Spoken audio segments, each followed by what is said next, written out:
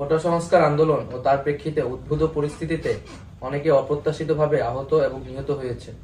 তাছাড়া রাষ্ট্রীয় স্থাপনায় অগ্নিসংযোগ সহ নানা সহিংস ঘটনা ঘটেছে। আমরা এই সকল অনাকাঙ্ক্ষিত ঘটনা তীব্র নিন্দা জানাই এবং সুষ্ঠু তদন্ত সাপেক্ষে দ্রুত বিচারের দাবি জানাচ্ছি। আমাদের প্রধান দাবি ছিল কোটার যৌক্তিক সংস্কার, যা ইতিমধ্যে সরকার পূরণ করেছেন।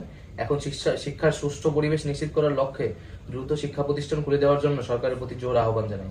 সার্বিক স্বার্থে আমরা এই মুহূর্তে থেকে আমাদের কর্মসূচি প্রত্যাহার। আসসালামু আলাইকুম।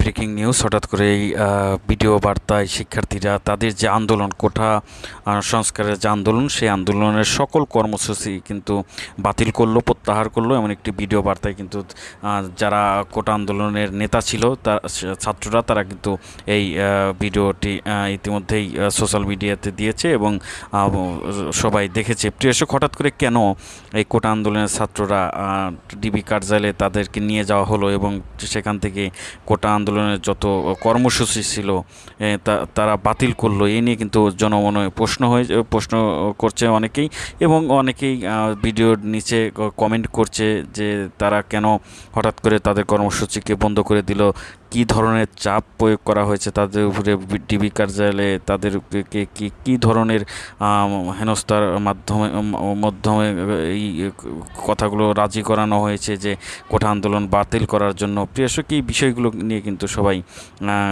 ভাবছে বা সবাই কিন্তু কমেন্ট করছে। প্রিয় দর্শক, আপনাদের কি মনে হচ্ছে যে কি কারণে কোটা আন্দোলনকারীরা তাদের যে সিদ্ধান্ত, সেই সিদ্ধান্ত থেকে সরে আসলেন? তারা কেন এমন সিদ্ধান্ত নিলেন? এই ধরনের সিদ্ধান্ত কোটা আন্দোলনকারীরা আগে কেন নিলেন না?